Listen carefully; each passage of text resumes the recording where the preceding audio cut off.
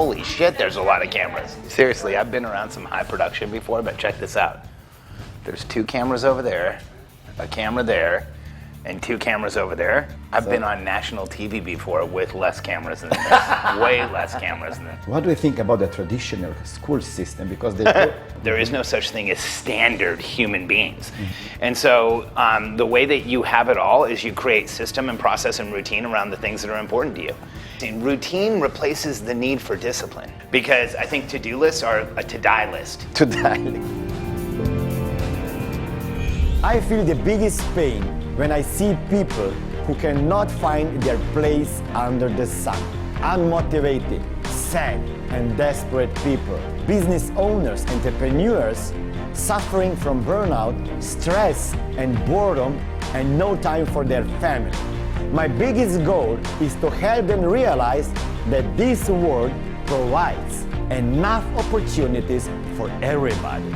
I managed to help thousands of people, but I strongly believe that we can do so much more if we unite our knowledge and skills.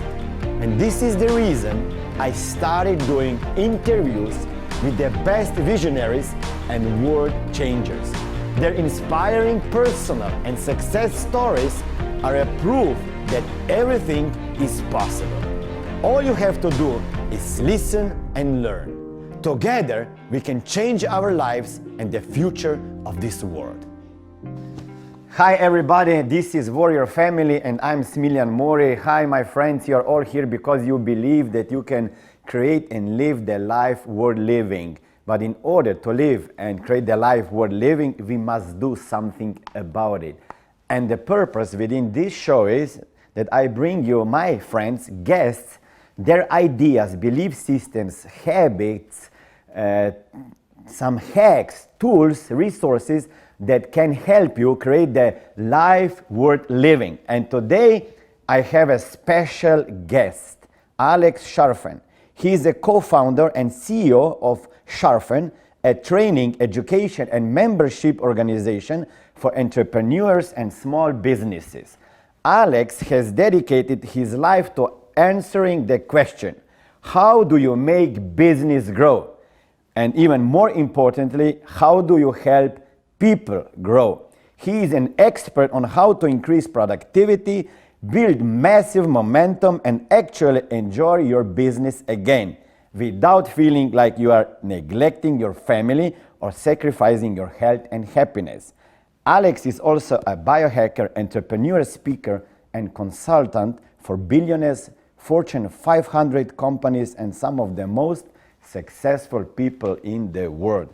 And I am here in his home in Austin. Thank you, Alex, and welcome to my show. Thanks for being here. Excited to be here. Yeah, I'm so grateful because you allow me to enter your space. It's so much easier for me to do an interview in my house, so I'm glad you guys could make it out here. Wow, great. So I had a chat with your girls. They're 11 and 9 years old, and I have a daughter, Sima. She was 8 yesterday, and son Samuel 7. So we are not going to start with some business tips.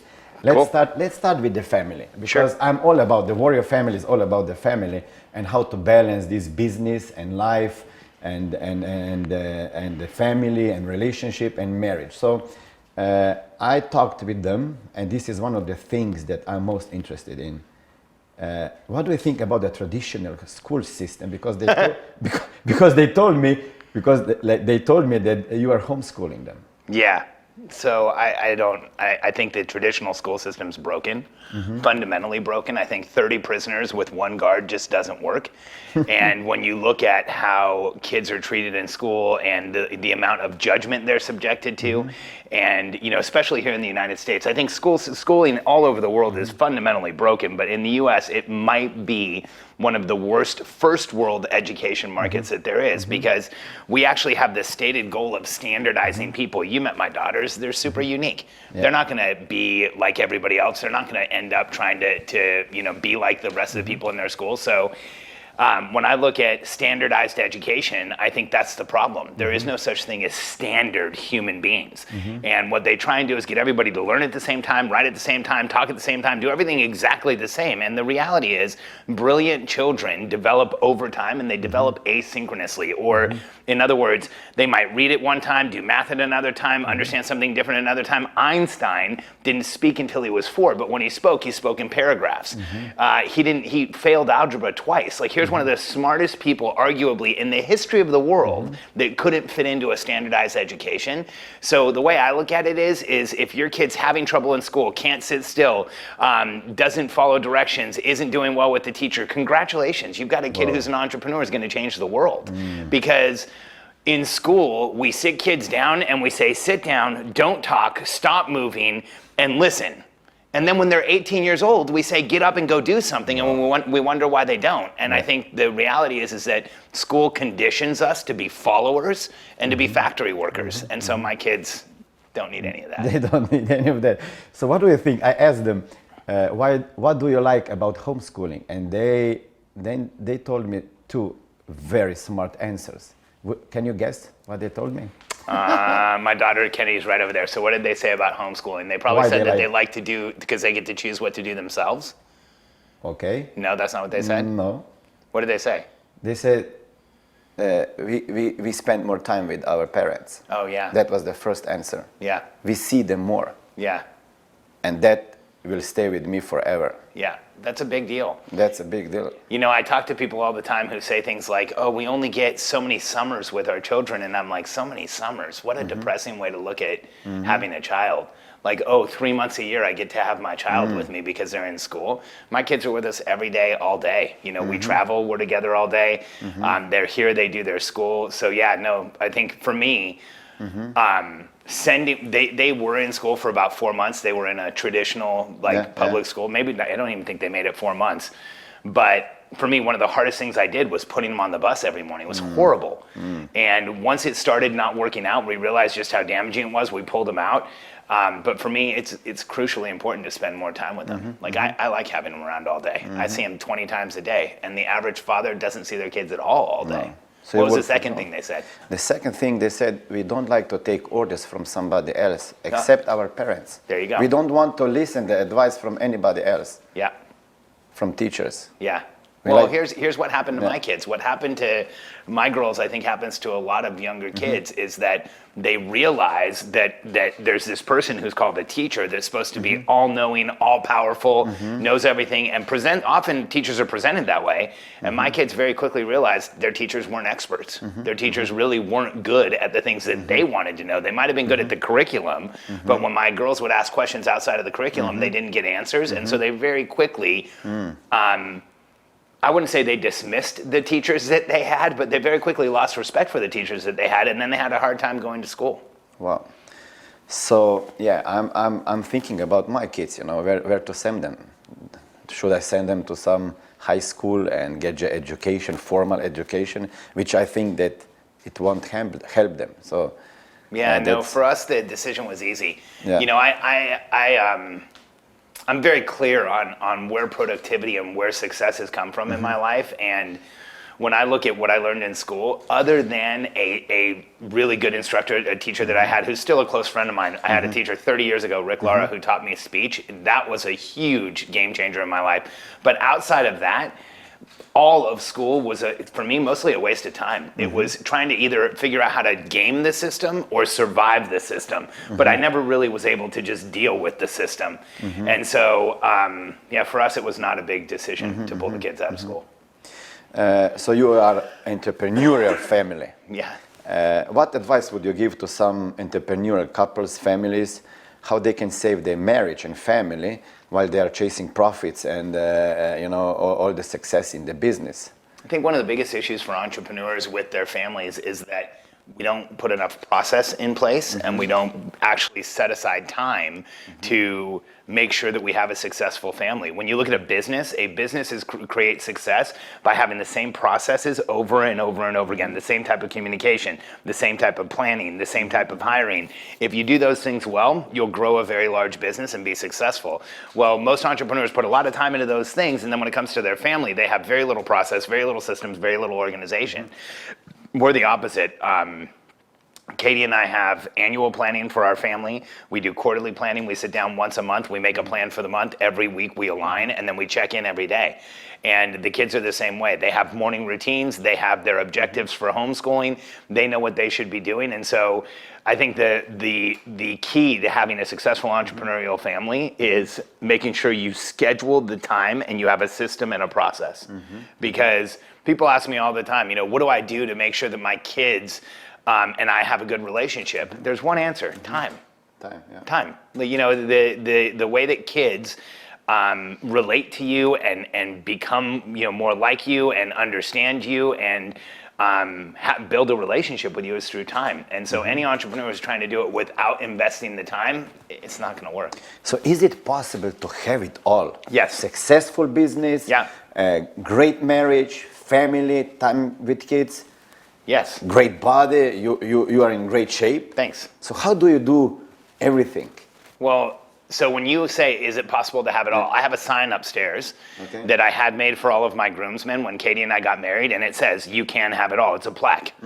And the reason is that I think that far too often as entrepreneurs, we say, well, I'm going to exchange success here for success over here, or I'm going to neglect my family while my business does better, or, I'm going to neglect my body while I put my time into my business. And the reality for people like us is that if we're not creating momentum, we're losing it.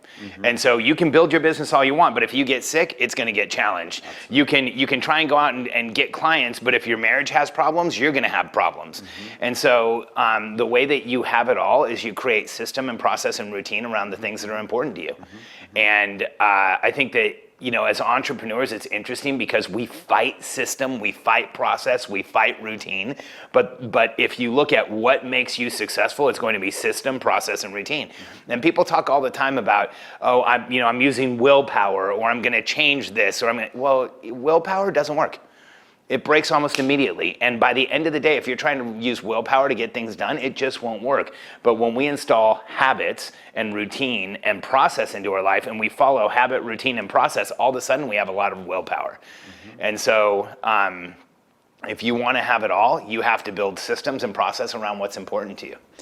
Can you go a little bit deeper with these systems and processes that you have with your family, kids? You mentioned that they have their morning routine. What is their morning routine? What is your morning routine? What is your family system? You mentioned that you are planning every year, quarter, and so on. Can you elaborate a little bit? Sure. So we'll start with morning routines. So I have a written morning routine, and the kids have morning routines. They correspond because I get up and I get a ton of stuff done. My morning routine, I can run through it kind of from memory, but I get up, I clean my tongue, I hyperhydrate, I take the supplements that I take on an empty stomach, I do a meditation, a breathing exercise, I go outside, then I make a hypernutrition shake. I have that hypernutrition shake while I'm planning the day. When I'm done planning the day, I wake the girls up, and then their morning routine starts, and so they get ready while I'm doing some other things. Then all of us go on a morning walk. So every morning, I spend 20 to 25 minutes with the girls on a walk, so they always have time, always. They always know they can talk to me. So if there's an issue today, they know tomorrow morning we're going to be on the walk. And at night, every night I tuck them in. So I make sure that I bookend the days. I'm there with them in the morning, I'm there at night, because we're both in the house, or all three of us are in the house all day, but we might not get individual time. So that's individual time when we're together. Then their morning routines continue. They eat breakfast, they clean up from breakfast, they go start their homeschooling. On my side, we get back from the walk. I usually come down and work out. We can give you guys a tour later, but I have a full home gym and rehab center here, so I'll work out, do what I need to do as far as my physiology is concerned, and then that's where I start my work day. And when do you start the work day? Typically, usually at around 9, between 9 and 9:30. I mean, it's hard to say when I start because I really start really early in the morning. Like when I get up between 4:30 and 5 in the morning, I'll start doing, some of the things that I need to do. And there's planning and there's stuff that happens in the morning before I actually am at my desk at work. But most days between working out, using the sauna, using our PEMF machine, making sure that I've physiologically supported myself, I'm usually started by about 9. And then we have a team huddle with everybody around the world at 9:30, 9:27. With your company team, yeah? Yeah. Great. So what about the homeschooling? Does it work every day? You have this routine and very disciplined kids, or you are disciplined? So yeah, but I mean, I don't, here's what's interesting. Routine replaces the need for discipline. If you follow a routine, everybody says, oh, you're so disciplined. No, we're just following a checklist. Discipline is hard. Discipline is getting up every day, no checklist, and saying, I'm going to do the right things all day. That's really hard. For us, the kids, they have a list of things that they need to do. They know what their responsibilities are. Does it work every day? Nothing works every day, but it works most days. And our kids, when they take standardized testing, they're way ahead of where they need to be. And Smillion, they spend maybe 2 to 2.5 hours a day in school. That's it. Kids don't need more than that. When you go to school and you're there from 8 until 3, the reason you have to be there so long is they're catering to lowest common denominator. It's not led by the child. The child's not absorbing everything. They're trying to pay attention. They're not usually engaged. And if you can engage kids for 2.5 hours a day in homeschooling activities, then that's really all you need. Then outside of that, when the kids are done homeschooling, they're usually reading a book or doing a project or researching something. They don't really stop. Great. So I don't feel so much guilty because I sign up my kids for the Waldorf school. It's, you have Waldorf. I know, wow, sure. It's a bit different than the traditional school system. What about the marriage? Do you have any routines with your wife? Absolutely, yeah. So can you share this? Sure. me? I think one of the biggest issues in marriages is that entrepreneurs just expect them to work. And I've been working with high-producing, high-achieving entrepreneurs for over 20 years, and there is a distinct difference. Those that have a happy marriage where they feel supported and they're engaged with their spouse are way more successful than the ones that are struggling with their spouse. And I think, you can make any argument you want. Whenever I say something like that, people say, oh, well, Elon Musk is successful and he got divorced. Okay, so there's exceptions to every rule. But when I look at my entire history of working with entrepreneurs, those that are happy with their spouse are way more successful than those that aren't. And so that's an investment that we make in time. So Katie and I align every year around a net worth goal and what are the objectives we have for our family. Then every quarter we sit down and we go over anything that we need to know in the next 3 months, what vacations, what trips, which major expenses, what's going to happen with our finances, so that we are talking about it in advance. And because we're chasing a net worth goal, we eliminate the number one discussion or the number one fight most marriages have, which is money, right? And so we are always talking about money. We have our quarterly objectives. Then every month we sit down and say, okay, in the next month, what are the things we need to be aware of? What trips are we taking? What money are we spending? What projects do we have? And then each week we sit down and commit to the week. So I come to our weekly planning with what I have going for the week. Katie does the same thing. We share it with each other, and then we look at where we can support each other, and then we check in on a daily basis. And that process of having a long-term vision for the family, then annual objectives, quarterly targets, monthly goals, weekly commitments, and then daily check-ins is exactly how we run our company as well. And I train organizations around the world to grow teams really fast. Like, I work with entrepreneurs who have massive opportunities and need to build an infrastructure around that opportunity. We use that exact same structure for that. Wow. So we show entrepreneurs how to grow their business, how to grow their relationship, and then how to grow themselves personally, all using the same structure applied in a slightly different way. Oh, I like it very much. Yeah, it makes it easy. How, because you are in the business together, yeah? How do you draw a clear line in the sand, dividing the business and the family part of the life? So, because you talk business all the time, or you have this distinction? Not really. I think that, so we don't, I wouldn't say that we have a rule about when you can or can't talk business. I don't think no, we don't have a lot of regulation around that. But here's what happens, Smillion.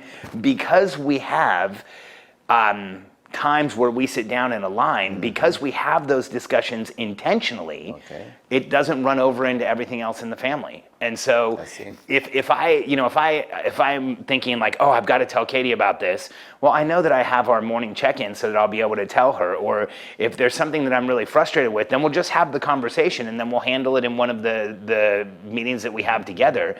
And we've gotten to the point now, we've been doing it for so long, where if there's something going on, we save it up for the next time that we're going to sit down.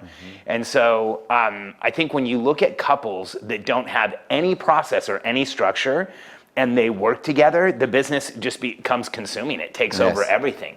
But when you create process, what was that? In the bathroom, bedroom, everything. Everything. Like it becomes something that you talk about every time you're together, and that's all you talk about.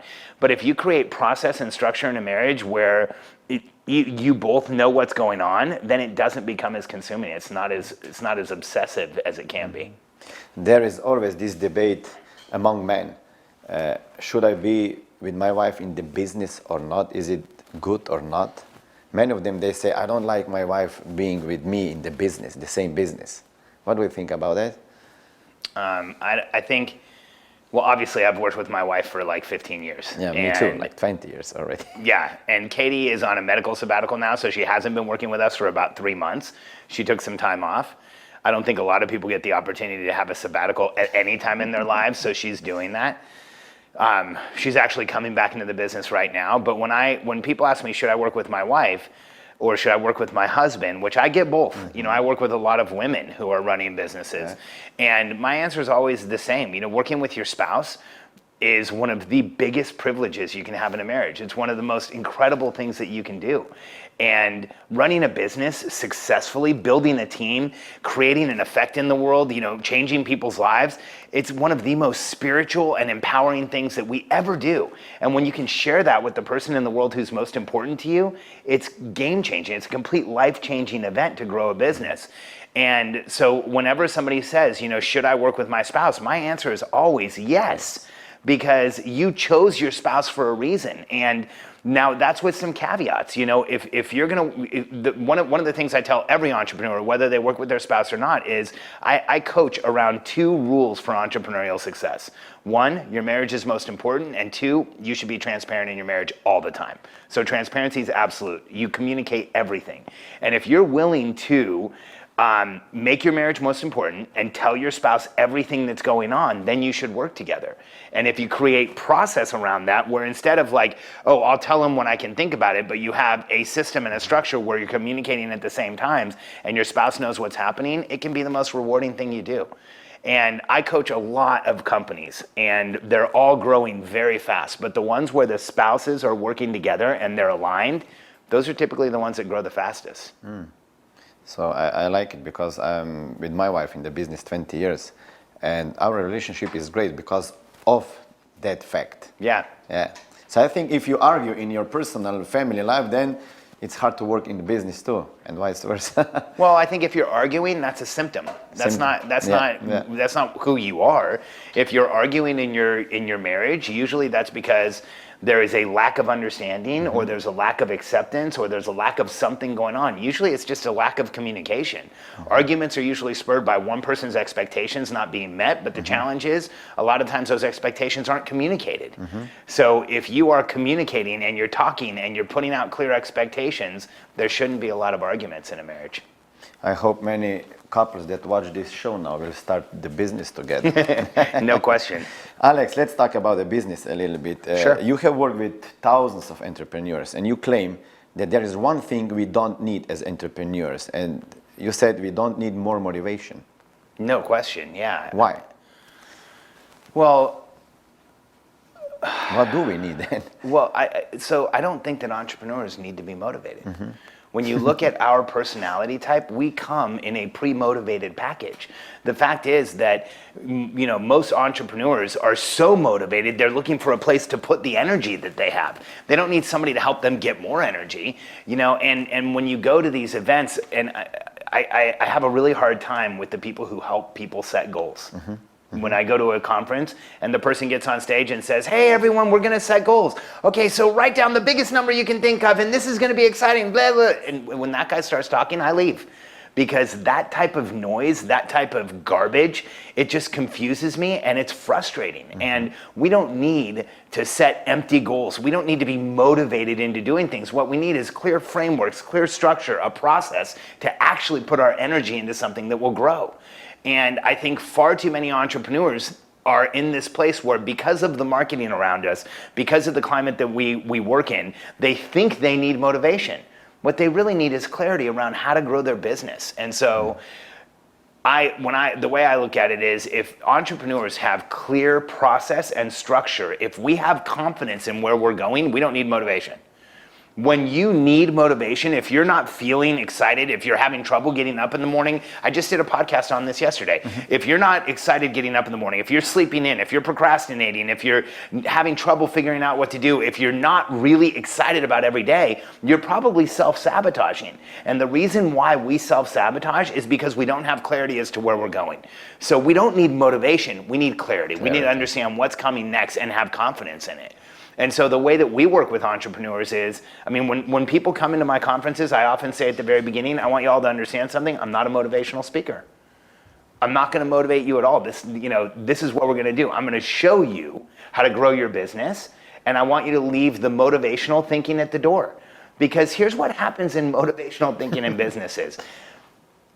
Okay, here's how I'll share it. When I go to a conference these days, I meet a lot of brand new business people. Yep. Never had a business before, they're just starting out, and I'll say, oh, well, tell me your goals, because I think goals indicate a lot about somebody. And Smillion, brand new business owners, never had a business before, their goal normally is to be $1 million business. And if you ask them in how long, oh, within the next few months. And if it's not $1 million, they want to be a $10 million business. And the problem with that type of thinking is these big, huge goals that you have no idea how you're going to achieve. I know that is how everyone thinks you're supposed to do it. It's garbage. We show people how to grow massive companies way faster than anybody else in the market does. We have more success growing fast growth companies in the past year than most companies who coach organizations to grow have in their entire 20-year history. Why? Because we show people how to pull the target closer, set realistic goals, then use the innate motivation we already have to achieve them. Instead, the argument that most people make in the market is set crazy goals, you have no idea how you're going to get there, and then motivate yourself. Doesn't make sense. Yes, so there is a huge difference between having a vision, these huge, big goals, and day-to-day operation and activities that you have to perform. So how do you build the bridge in your coaching systems, in your teaching? How do you build the bridge between the vision and the day-to-day activities? Well, that's like the biggest issue in business. Yeah. Is that today, business owners have been told for far too long that the way to grow a business is to have a really big vision and then work on it every day. Well, if you're not crazy yet, you should do that, because it'll make you crazy. Because here's what happens. You go to a conference and the vision gets bigger and it gets more exciting and it's more important. And then every day you're like, how do I get to that vision? How do I get there? It's near impossible. Here's how you get there, and this is how you get there systematically. Every company we work with doesn't use the standard vision statement that's in the market, because they don't work. They use client-centric missions. So their client-centric mission statement's the only statement. They don't have a mission statement and a core purpose and a this and a that. All that stuff's just noise. Too much. What are you doing? There should be one statement. Like our client-centric mission is, we help visionary entrepreneurs who can't turn it off by giving them the tools they need to change the world. The change we want to make as entrepreneurs lean into their strengths and build world-changing teams, and we will know we're successful when any entrepreneur who wants to can build an empire. That's our client-centric mission. That's all we need. Somebody says, what's your core purpose? I say that again. Yeah. Somebody says, what's your elevator pitch? I just say it again. That's who we are, right? And so you take that client-centric mission, that's where we're going to end up, and then we break it down into 1-year objectives, 90-day targets, 30-day goals, and then we have an entire structure where we make it happen. Because here's what you want. You want every person on your team to know that what they're doing today is going to get you to that client-centric mission. And in most companies, that's like a wish. That's a prayer. That's a hope. In our organization, we can show you, here's the client-centric mission, here's the one-year objectives, the 90-day goals, the 90-day targets, the 30-day goals, here's the weekly commitment, and here's what we're doing today, and we know it's gonna get there. So we don't just build a bridge, we build a clear, documented, strategic plan that shows everyone in the organization that if you do all of the work you're supposed to do today, we're gonna win. And if you keep doing it every day, we're gonna change the world. And that's why the businesses that we work with grow much faster than the average company out there. So what is the difference between the traditional planning system and your momentum planning system that you teach your clients? For the personal or for the business? The business. The difference with ours is that, well, first, there is no traditional planning system. No. What traditional planning system is They're there? like you plan out every day? Yeah, I mean, the majority of businesses don't have a strategic plan. Less than 1% of businesses have a strategic plan. And here's the problem. If you don't have a strategic plan as a business owner, you are always the bottleneck. Because if you don't know where you're going and your team doesn't know where you're going, they are always going to have to check with you. And they're always gonna have to get information from you and understand from you, and you're gonna have to tell them, and you're gonna spend way too much of your time trying to grow the business. What we do is we build a clear strategic plan so the owner is no longer the bottleneck. In fact, the owner, when you don't have a strategic plan, you have to tell everybody what to do every day.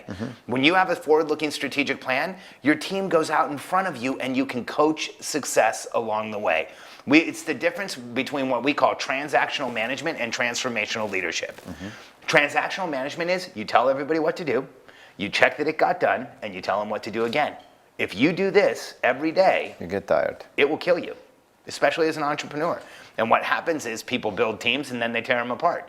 People build companies and then they fall apart. Because why? They get into to do, check that it got done, tell them what to do. Check that it got done, tell them what to do. Check that it, and that's horrible. You can hear it in entrepreneurs' language. They say things like, I'm always telling my team what to do. No one ever knows what's happening. I can't figure out how to get everybody going in the same direction at the same time. That's horrible.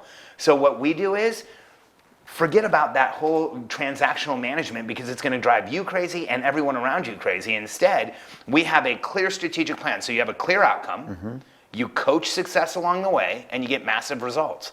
That's it. There's the difference. You create a strategic plan that tells everyone where you're going, and then as the owner, you can coach people to get there. So instead of telling them what to do, you're coaching them along the way, and everything changes. See, in transformational leadership, you grow, your team grows, everybody gets better at what they're doing, and you achieve more. It seems like when we grow our business that we also grow our to-do list. So what can we do about it? Because there is always so much stuff to do. It seems like you always run out of time. Yeah. So you teach a lot about hiring and delegating. So can you share some tip? Yeah. How you help Yeah, others I to grow actually, their I joke around teams? about to-do lists with entrepreneurs because I think to-do lists are a to-die list. To-die list, because there are things on the average entrepreneur's to-do list that are going to be there when they die. Because, you know, how many times have you carried something over and over and over again and it just doesn't get done? So the way that we work with the entrepreneurs that are in our programs is we show them how to get leverage with a team so that you no longer have this massive to-do list. The entrepreneurs that work with us, they're doing 2 or 3 things every day, but they're the things that are going to move the company forward. And having this long running to-do list is just an exercise in beating yourself up. And unfortunately, a lot of entrepreneurs do that. We beat ourselves up. We don't give ourselves grace. We write to-do lists because we think that we're motivated by this big long list chasing us. If we can replace that to-do list with the distribution to a team, with having people around us that are helping get things done, then we can get into where we're at our highest and best use. And the biggest issue for the majority of entrepreneurs out there, me included, is that we aren't doing our highest and best use most of the day. The more we can work towards that, the more we can work towards being as strategic as possible every day, the more that we'll do and the more we'll create. So what are most productive things that you are doing during the day? For me, like what is it right now that I do for our company? Well, like 3 things that you are doing. So I look at the things that I can do that I don't think anybody else should do. So I'll give you an example of today. So this today was one of the strategic things of being with you and getting this type of exposure. So on any given day, it might be this with you, it might be a podcast with somebody else in another part of the world, it might be going on TV, it might be some type of exposure. And then where today, given the size of my organization, where I'm most involved is in the direction of our content. I've been consulting on our materials and our content for over 20 years. So when it comes to how do we organize it, how do we present it, you know, how are we gonna give it to people, that's mostly high level what I do. And then this week we have an event in town, so I'll be teaching the event. So for me, it's what are the outward facing activities where I'm getting attention, helping our clients, or arranging our content. And that's where I spend 99% of my time. So how do we find out when is the time to hire new people and to delegate? Way before you think you need to. Really? The average entrepreneur waits far too long to bring somebody onto their team. And I always tell people, you know, we are evolutionary hunters. We're momentum-based beings. Entrepreneurs are hardwired differently than the rest of the world.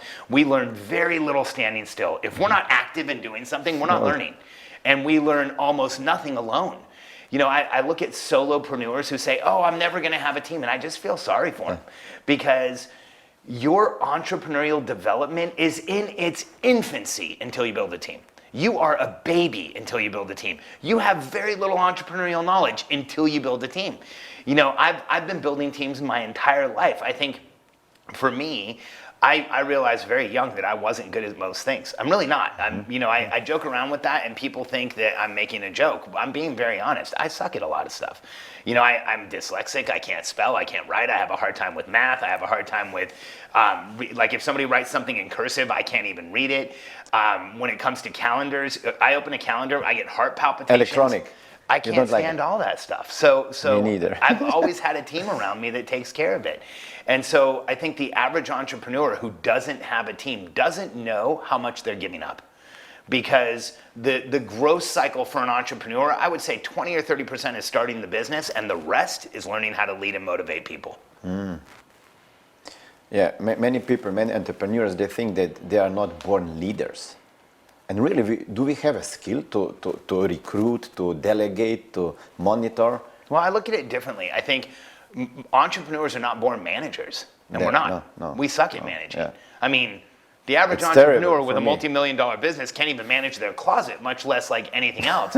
And so when you look at it, most entrepreneurs are terrible managers, but I would say most entrepreneurs are great leaders. Yeah. You know, when you look at, and I just had this conversation this weekend. I was up at Archangel, and one of the other speakers, I didn't get his permission to share this, so I won't use his name, but he is a brilliant speaker. He's one of the top minds when it comes to Facebook advertising and getting attention and getting exposure, and he doesn't have a team. And he and I were talking about, you know, how he doesn't have a team and how it's holding him back so much. And my job, I believe my job is to convince every entrepreneur they need to build a team, they need to build an organization, they need to build a structure so they can actually give life to the change that they want to make in the world. And I said to him, well, you know, it's a shame you don't have a team, because if you don't have an executive assistant, you are one. And he said, what did you say? And I said, well, if you don't have an executive assistant, then you are one. And he's like, and it bothered him, you know, that irritated him. And I said, you know, if you don't build a team, then you are handicapping yourself for anything that you're going to do in the future. And I explained to him, I saw you on stage, and I spoke at the event, he spoke at the event, and I said, look, I saw you on stage, you're a natural born leader. He said, oh yeah, I've always known that about myself. I said, do people follow you? He said, yes. I said, when you get up in front of a room, can you motivate them to do things? He said, absolutely. I said, you know, can you convey information in a way that gets people to take action? He said, oh yes. I said, that's all you need to have a team. We just need to get you out of management activities and move you into leadership activities. And here's how you do that. Instead of having a randomly operated company where you have to manage people, you create a structure. You create a structure when you show up, you create a structure for how you plan, you create a structure for how you meet with your team, and then you show up and you lead. And within a structure, every entrepreneur can be a great leader. Outside of a structure, you have to manage, and that's where we're terrible. I'm a mess. Yep. You know the Colby System? Yeah, I'm not a big fan, but I know it. I'm like 10 quick starts, so yeah, you're you and a talking lot of to other me. entrepreneurs. I'm bad manager too. Yeah, I like the Colby System, but I'm not a huge fan. Yeah. So what? Kathy Colby's what do you use? I use the disc. The disc. Oh, Yeah. we use the disc also. Yeah, I think, you know, the Colby's an interesting system. Kathy Colby, the woman who invented it, I met her and she was so rude and so horrible to the people around her. We were in a production environment like this and I watched her just be horrible to everybody around her. And I was like, is she having a bad day? And somebody there was like, nah, she's like this every time. So I have dismissed the Colby because if the person Because who of wrote, her. yeah, because of her, I don't even want to talk about it. But, and I tried to use it, it was a little too confusing. I like the disc profile. When you look at the disc, it's been around for 30 years, and I think a lot of people say, oh, it's old. Well, I would say it's proven. You know, there's been more data, more research, more time invested, more reinforcement of the disc profile than anything else, and it's easy to understand and use. And so we use the disc profile a ton. How many people you have on your team, full-time and part-time or outside contractors? Full-time, we're at 8 or 9 today on our core team, and then contractors, probably somewhere around maybe double that or triple that. And you work from home, so you have remote team. So how do you meet them? Like you have a structure for meetings, like Yeah. every week, every month, a quarter. Can Well, you? we have the exact same structure we plan in.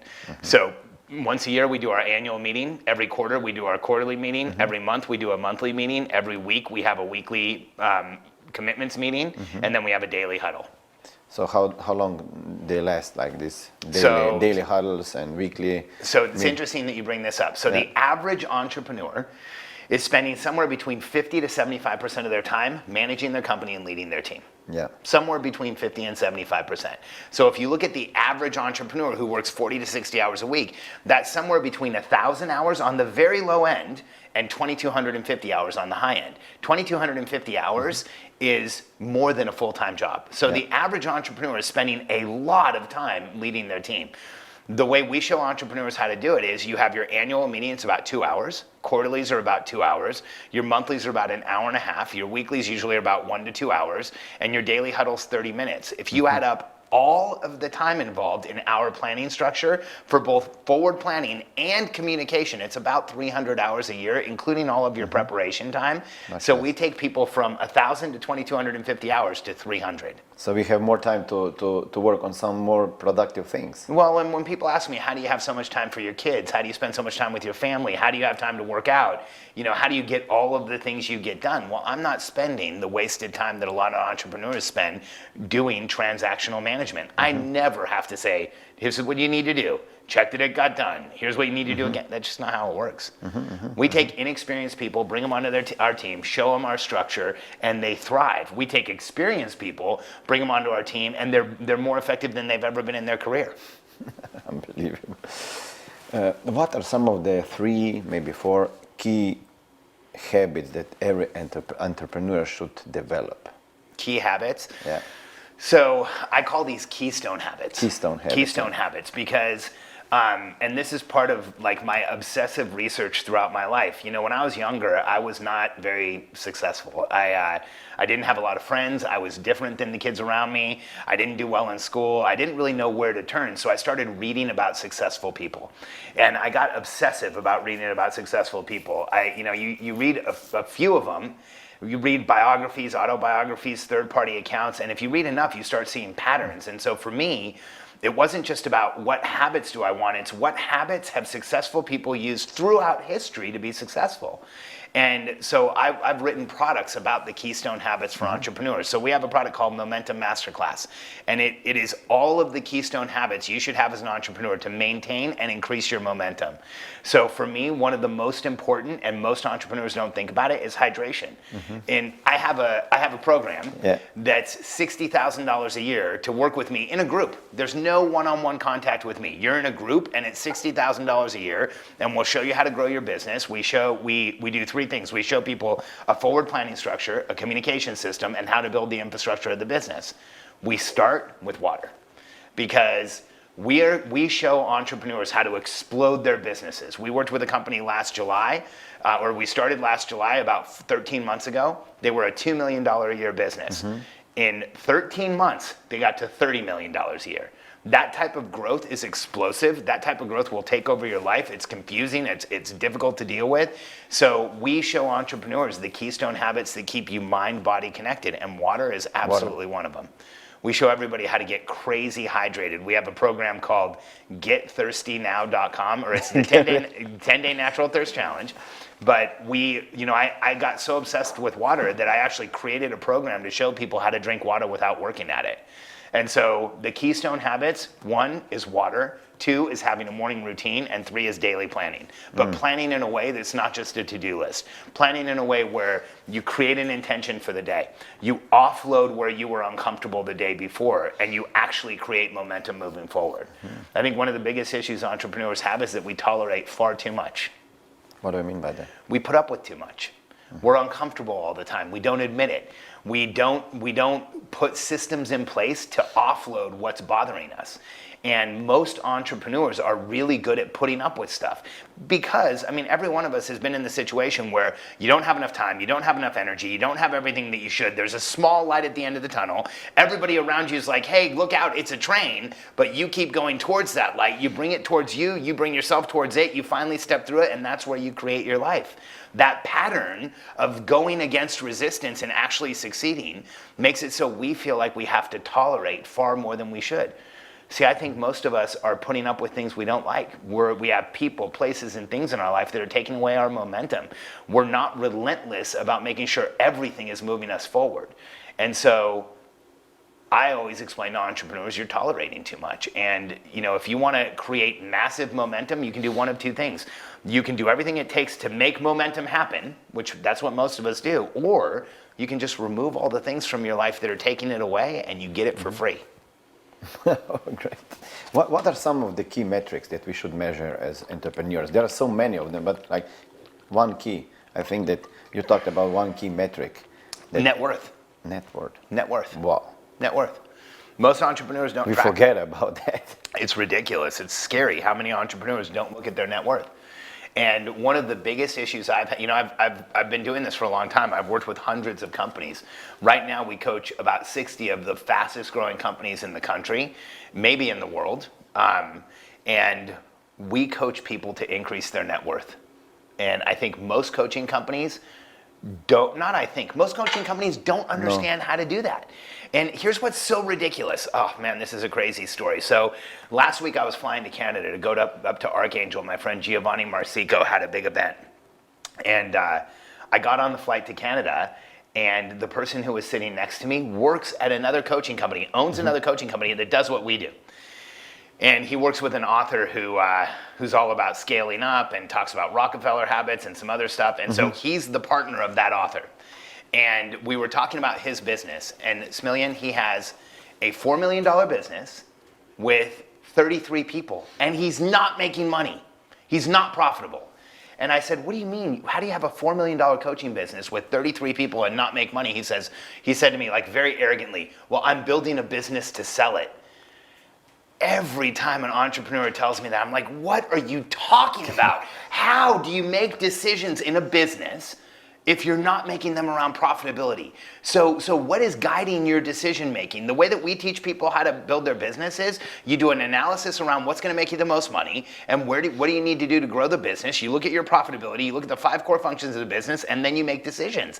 If you're trying to build a business to sell it, I don't know how to make those decisions. I don't think anybody does. You're literally building something hoping somebody else sees value in it.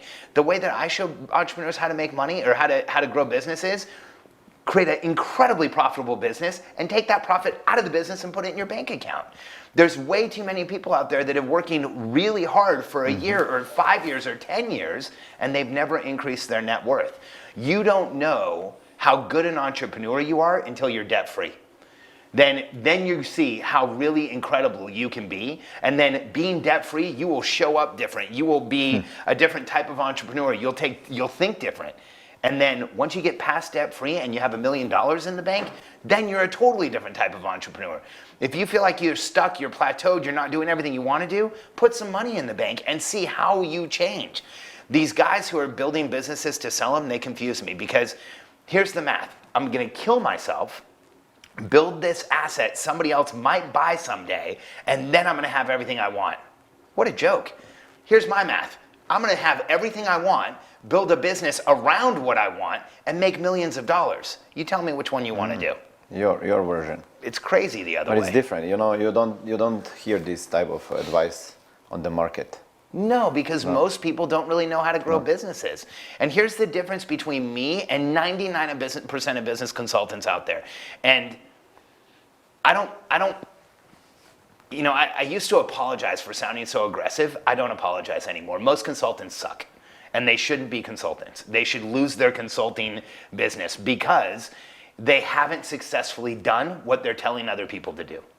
And when you look at everything I teach, everything I coach, from the way that I talk to people about their families, their relationships, their business, all of it, I do it all myself. And I've done it all myself. I've grown a business to $250 million in my 20s. Katie and I have had over 6 businesses get to over $10 million. We are independently wealthy. We don't have debt. When I coach, it's from a place of experience, understanding, and a tremendous amount of making a hypothesis, testing it with myself and clients, and then coming to a conclusion. And when you look at most consultants out there, they're teaching and showing and trying to get people results that they've never gotten themselves. I met you at the Russell Branson's 2 Comma Club, and I think you are a hidden, like, jewel, really, because, I should met you before. Really, it's, your thinking about building a business is totally different from any other coach that I hired or paid, and I've been in many masterminds. I paid lots of money.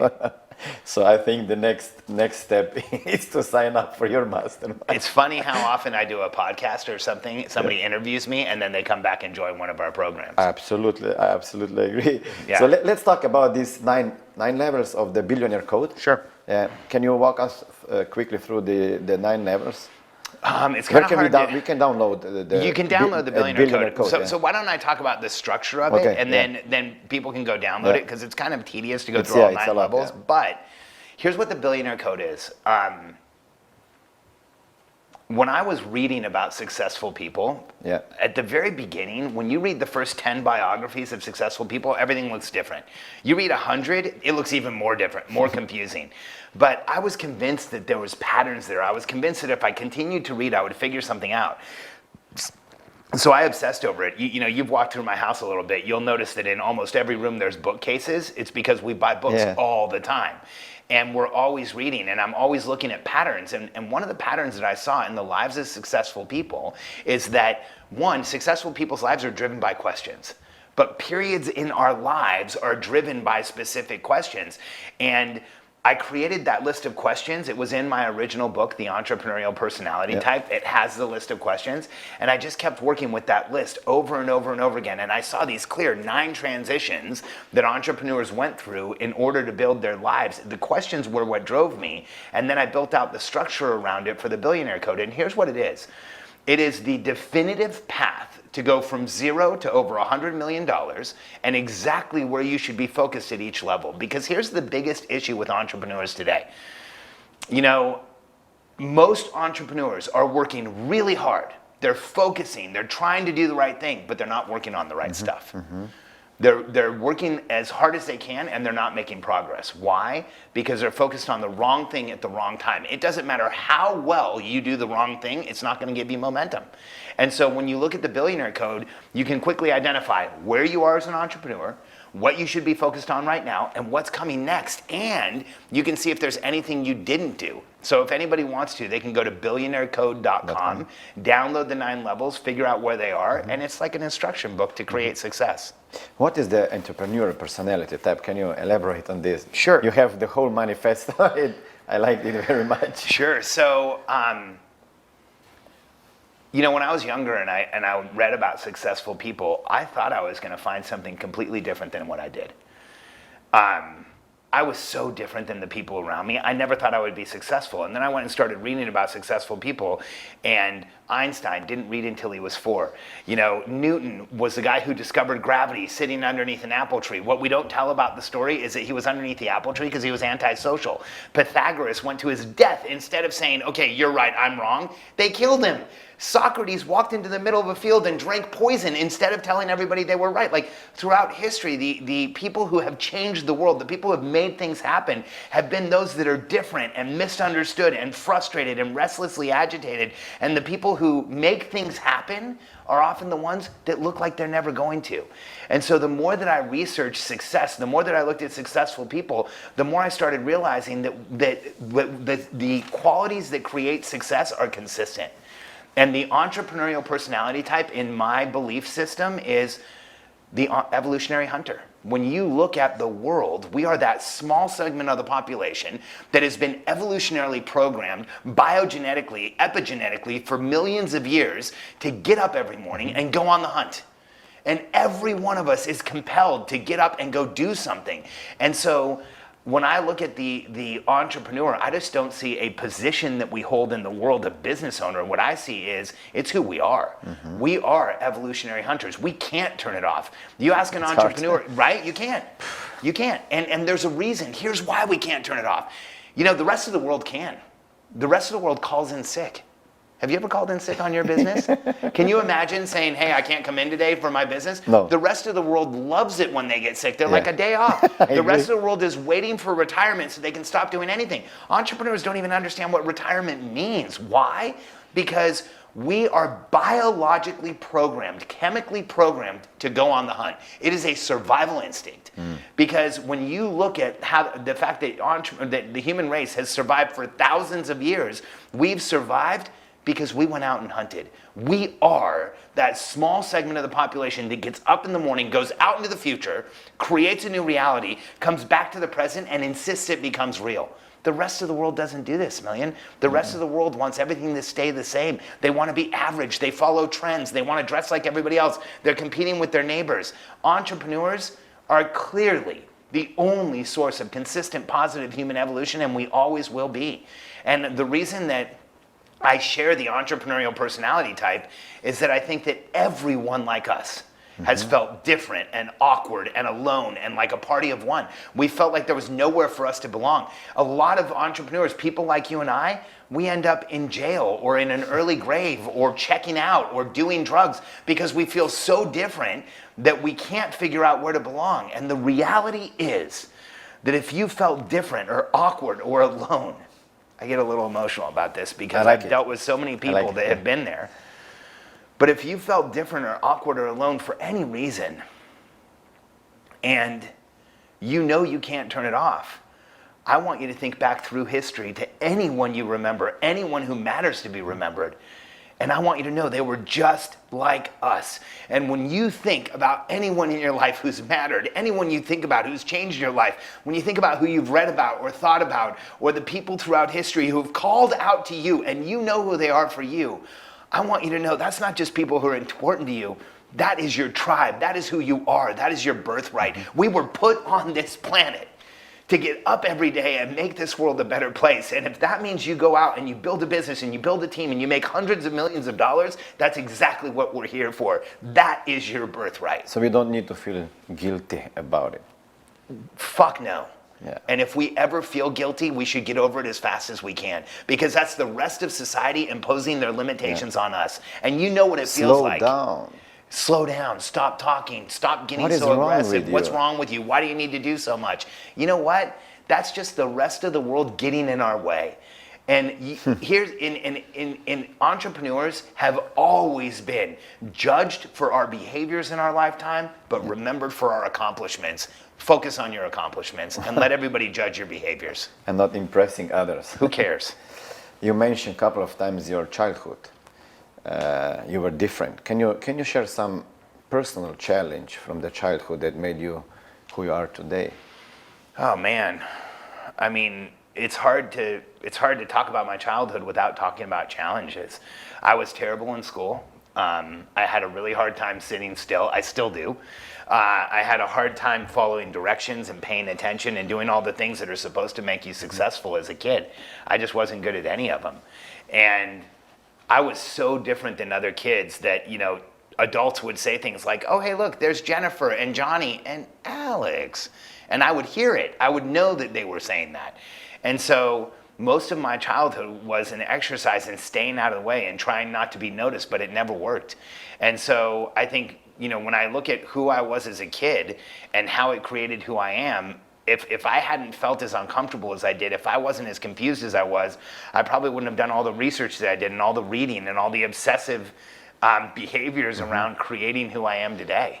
And I think when you look at successful people throughout history, it's the same thing. Thomas Edison, one of the most amazing men in human history.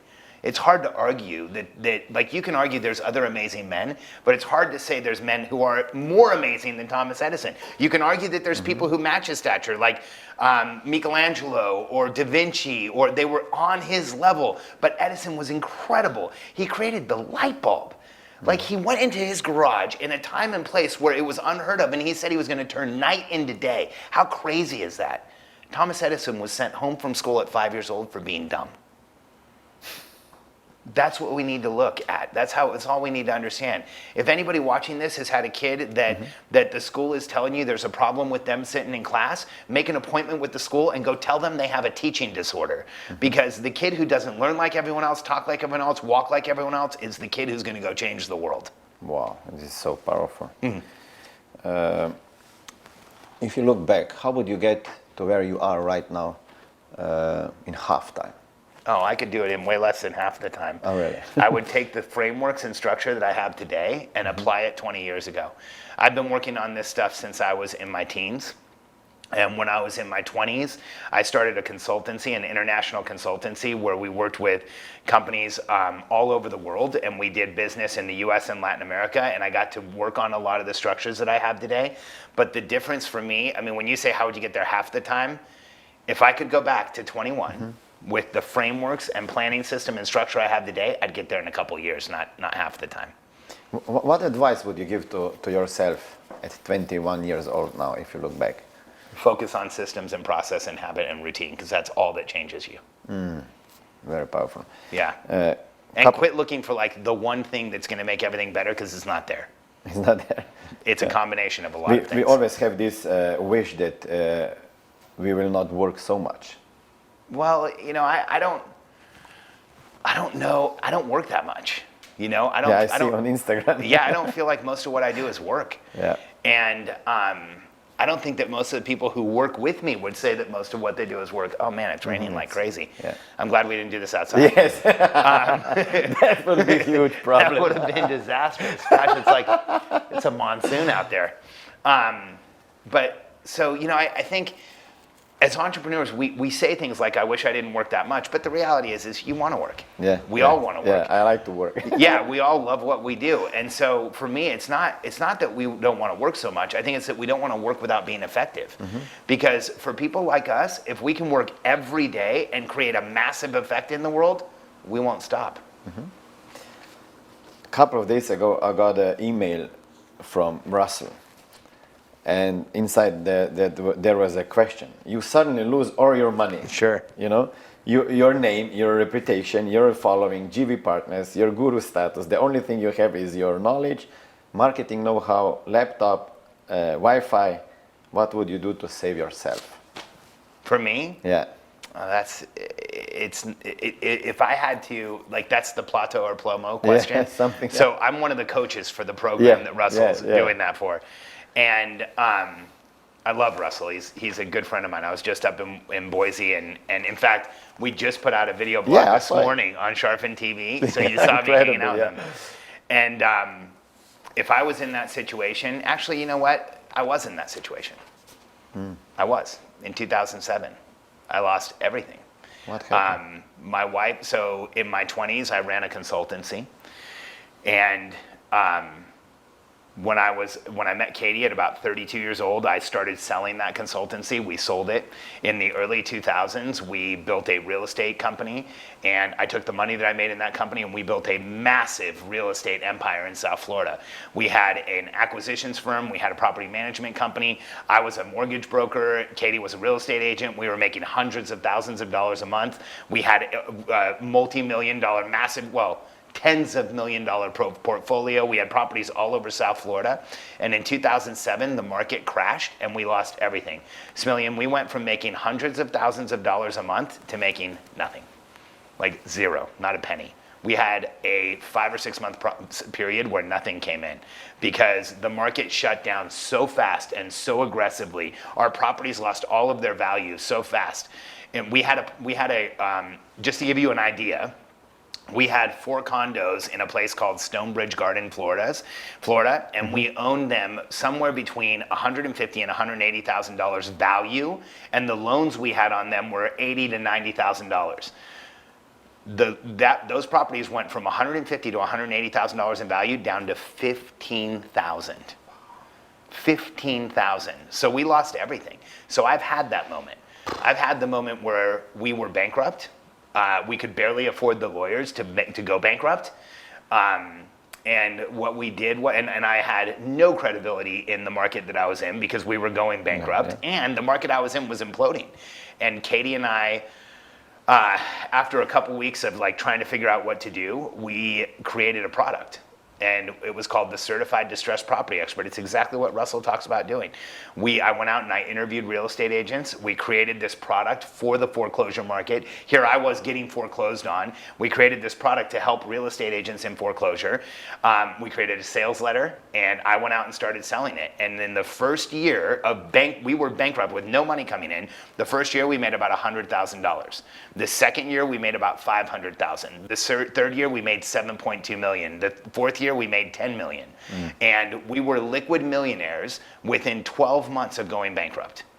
And the way that we did that was by putting a product in the market, going out and selling it, one product, one funnel, one offer, all the way to $1 million and beyond. And in 2007, we were bankrupt. In 2011, we were the 21st fastest growing company in the country. So I've had that moment. I've been there. It's not theory for me. I've done it. And we went from nothing to getting back to millionaires, and then we went way beyond that. In fact, the product that we put out, the CDPE, between that product and a continuity product that we introduced, we did about $70 million at over 35% margin. Wow. So what lessons did you get from this experience in 2007?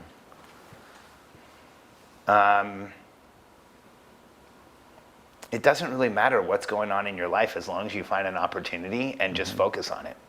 And I think far too often as entrepreneurs, we want to look at what we lost or what we don't have or what somebody else is doing or, the images around us. And I don't think we spend enough time focused on the opportunity we actually have. Katie, when you look at Katie and I back then, we didn't look like we had opportunity. We had no money. We didn't sell our house. We lost our house. I didn't sell my car. I gave the keys back to the dealership. And it looked like we should just give up and go get jobs. But the biggest lesson I learned was if you can find an opportunity and you focus on it, it doesn't matter what's going on around you. And in the middle of all of that, we should not have been able to create success, but we did. And I think one of the biggest, most important parts of that was that Katie and I were aligned and that we didn't take it out on each other. And every night when we laid in bed, Katie would make us both say 3 things we were grateful for, which there was some nights where she would say, okay, let's say what we're grateful for. And I wanted to tell her, like, get that, I don't want to say anything right now. I'm so frustrated. But we did it every night. And I think it doesn't matter what your circumstances are. It doesn't matter where you're starting from. It doesn't matter what your diagnosis is, what disease you have, how much little money you have, how little time you have, any of those things. Somebody like us has been in that situation, overcome it, and gone on to change the world. So your current situation doesn't matter. It's where are you focused and where are you going. You can create your own reality. Yeah, it's great that you stayed together with your wife. Many couples. It made us stronger. Yeah. Yeah, it made us definitely a lot stronger. Right. What are some of the beliefs that you have about success? Just in general? Yeah. What is success for you? I think here's what I think is the biggest issue with our feelings about success as entrepreneurs. We think success is a destination. It's like success is the Lamborghini. Success is $1 million in the bank. Success is getting a bigger house. Success is having a huge following. Success is when I finally have a $10 million company, whatever it is. There's no such thing. There is no destination that will make an entrepreneur feel successful. You know this. Yeah. Because here's what happens. We set a goal and we approach that goal, and as we get closer to it, it loses importance and it doesn't matter anymore. Right? And you know what we do? Then we're like, oh, it didn't work. I need to set a bigger goal. Then we set a bigger goal and we start going towards it, and it loses importance as we get there. So I think for me, the biggest reality about success that is not talked about in the entrepreneurial world is that success is being on a journey. Success is achieving on a daily basis. Success is feeling like you're doing what you should be doing in the world. It's not a destination, because I've had the cars and the money and the houses and everything you see here is paid for, but that's not success. Success is the fact that I'm still doing it, that I'm on the journey, that I'm excited about what I do every day, that I'm excited about the effect that I have. And so for all of us, we should stop trying to create a destination and create a system and a structure and a process in our life so that we're excited about the journey that we're on every single day. Because I think far too many people are doing this massive mistake. I'm going to sacrifice today for success tomorrow. Well, you might die. Let's be real. You might die. So are you going to be that guy who sacrifices all the time right up until you die? Or are you going to have an incredible life right now, starting today, by putting yourself on a journey, by getting excited about what you're doing, by understanding who you are, by making an effect every day? Success is a process. It's not a destination. Wow. Some of the most depressed people I've ever met in my life are ones who have just sold their company for a huge number. I did it when I was in my 20s, or when I was in my 30s. When I met Katie, I sold my consultancy. And to the people around me, that was a massive success. It was like, wow, look, yeah, like you made it. You sold your company. That's it. Here's what it was for real. On Monday, I was incredibly important. Everybody was calling me. I had a team. I had people who needed me. I had an organization. I was making things happen. The next day, I had a check. No noise. Everything was gone. All the significance was gone. I thought I was going to retire. I remember telling Katie, you know, this is going to be enough money that I can just retire. I'm going to be 32. I'll figure out something to do. You know, we're just getting together. We're going to build this relationship. It was the longest 6 weeks of my life. I tried to stay retired and I couldn't. I ended up like doing deals on the side and like sneaking in business. And I went out and bought a house. I was like buying properties and trying to figure out something to do. And that's how we started the real estate business, because there is no such thing as a success destination for any entrepreneur. Like, we will do things that make us feel more successful. But if you think you're going to arrive someday at success, the faster you figure out that doesn't exist, the easier your life will be. That's wonderful. Any book that you would recommend to our followers? Absolutely. I mean, I would recommend my book. Absolutely. The Entrepreneurial Personality Type. Beyond that, if you're growing a business, you know, I have some obscure recommendations. Everybody who works with me reads the same books. One of the first ones that I have everybody read is Think and Grow Rich by Napoleon Hill. If you haven't read it 5 or 6 times, then you haven't really read it. If you don't know what the secret is, then you haven't read it enough. And I actually, in the safe over there, I have a first edition Think and Grow Rich. Yeah, it's really cool. Katie got it for me for my birthday a few years ago. It's so awesome. You can feel it. It vibrates. And that's like my go-to book, but I have a list of books that I recommend to every entrepreneur. You learn the theory of constraints through learning or reading The Goal by Eli Goldratt. And so The Goal is an incredible book, hard to read for the first 60 pages. That's one that I have everybody read. Another one's called The Highest Goal. It's by Michael Ray, the guy who did the Stanford Creativity Project. The Goal will show you theory of constraints in your business. The Highest Goal will show you where you are motivated for your life. I have everybody in my programs read Tribes by Seth Godin, because if you're building a business without building a tribe, you're doing it wrong. And building a movement is what we should really be doing. So everybody reads Tribes. I have everybody read a book by Dave Ramsey called Total Money Makeover. It's about how to live your life financially conservatively so that you can do a lot more in the world. I think those are the main ones. Oh, and the book Influence by Robert Cialdini. Cialdini, I saw the book. Yeah, I give On away. my way to the I bathroom. give away a lot of copies of that book. I checked the book. That book's awesome. Yeah, Cialdini is incredible. Okay, you will get the resources in our show notes. What about some tools and productivity apps that you use, or something that is making your life easier? You mentioned you don't like these online planners. Yeah, you know. What do you use? You know that commercial where they're like, there's an app for that? Well, I always ask the question, is there not an app for that? Because I think today we are so controlled by these devices that most people can't live without it. For me, you know, my phone's an accessory, but it's not it's not the major focus of my life. And so when somebody says, what's the most important app that you use? I say paper and pen. Paper and pen.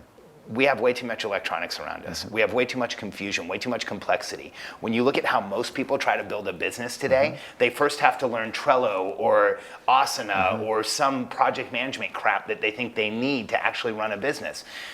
I've grown hundreds of millions of dollars in businesses. I've grown billions of dollars in value for my clients. None of that has been through an app. We've used paper, pencil, spreadsheets, and documents. And what do you use with your team? Paper, pencil, spreadsheets, and documents. All these reports, weekly, monthly, yearly? Those are all in documents and slides, documents and sheets. So we use Google Sheets and Google Docs. We have minimum effective dose, simplest way to run it, and it works. So I'm not very app focused or software driven at all. We do have automation in our company, but when it comes to planning and understanding where we're gonna go next and what we're gonna do, if you go up to my office right now, there's a ton of written stuff all over the place. Great share. I think far more entrepreneurs need to take out a pen and write out their plans and then look at the computer. There's something that happens when we actually write. It's proven that the chemical composure of our brain actually changes. It changes how we look at things when we write. It changes how we focus. It changes how we plan. And so for me, get rid of the apps, get a pen. So there is nothing wrong with me. I still do my planning on paperwork. There's nothing wrong with you, and you're not alone. I'm not alone.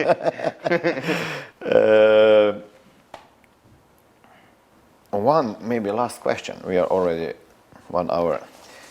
If you only have 5 seconds to live, what message would you send to your kids that would stay with them forever? There is nothing wrong with you, and you're not alone. There is nothing wrong with you, and you are not alone. Yeah, I mean, it's the statement that my book closes with. This is my absolute 100% belief, is that there is nothing wrong with you and you're not alone. And I say that because when you look at history has proven that it doesn't matter what you're up against. It doesn't matter what you've been diagnosed with. It doesn't matter what's wrong with you, what you think is wrong with you, what people have told you. It doesn't matter what you're missing or what type of handicap or disability you have. It doesn't matter what you didn't get in life or where you showed up. Someone has been in your situation, gone on to change the world. And I think that for people like us, we always feel like we're doing something wrong, or there is something wrong with us, or we are alone and we're isolated, and we really aren't. I look at my friend John Morrow, who is completely paralyzed, his entire body. He can't move anything but his face. He navigates the entire world by just being able to move this, and honestly, it doesn't move very well. And the rest of the time, he's in a wheelchair and he can't really move. He operates a multi-million-dollar company with his voice. He drives a wheelchair around by blowing into a straw. He blows soft and soft out to go to the left. He blows hard out to go to the right. He sucks in to go backwards. He blows out hard forward to go. I mean, think about how hard that is. But if you're walking along with John and talking to him, you forget he's in a chair, because there's nothing wrong with him and he's not alone. My friend Sean Stevenson is 2.5 feet tall. And when he was younger, I know him. Sean's a good friend of mine. It's fun. Sean's hilarious. And when you look at him, you know, when he was younger, he would sneeze and break bones. So if he sneezed, his ribs would break, and he was in excruciating pain all the time. Sean has gone on to be one of the leading public speaking trainers in the world. The guy can't walk, but he's training public speakers from a wheelchair. And he sent me a message a couple weeks ago that he just had his $10,000 speaker training. He calls it the 10K speaker training, and he had 150 people in the room. Here's a guy who's 2.5 feet tall. That's a $1.5 million room. So if Sean can do it, so can you. Everybody can do it. You know, and when I shared that story of John Morrow with my clients and told them, you know, here's a guy who's running a multi-million-dollar business with his face. And not only that, he doesn't just run his business, he has to have people take care of everything, dress him, feed him, shave him. He can't do anything. You go out to lunch with John and there's a woman sitting there feeding him. And so you look at how crazy is it that that's how he has to live. And then there's entrepreneurs who they can walk, they can move, they can do everything that they need to do, and they feel like there's something wrong with them. So if I had 5 seconds to tell my kids something, I would reinforce that. I've told them that since they were little. And I think that if that's your mantra for life, there's nothing wrong with me and I am not alone, you're going to do okay. Oh, great. I want to have Sean also on my show. He's from Phoenix. Yeah, so I will have him on show in October probably. Yeah, he's a good friend of mine. Yeah. He's a great guy. Where can we find more information about you? Like we have the Billionaire Code. BillionaireCode.com. BillionaireCode.com. And then I have a podcast. Yeah. It's not an interview podcast. It's just me. Yeah, it's great. Thank you. Thank you. A lot of content. Yeah, lots. A lot of. We do 6 episodes a week. Yeah. They're anywhere from about 7 minutes on the low end to 20 minutes on the high end. And if you go to momentumpodcast.com, you can check it out. Internationally, if you're not on iTunes and you can't get it through iTunes, you can go to momentumpodcast.tv and it's on YouTube. We have the entire podcast on YouTube. And then you can also go to charfen.tv, so my last name.tv, and that's where we have our video blog. Okay, we will put all the resources in our show notes. So let me finish with these words. All the entrepreneurs out there want to be future entrepreneurs. You are not alone and there is nothing wrong with you. Thank you, Alex, for taking some precious time from your life, personal life. And I hope that we meet soon. Yeah, thank you, brother. Thank you very much. Appreciate it, man. Yeah.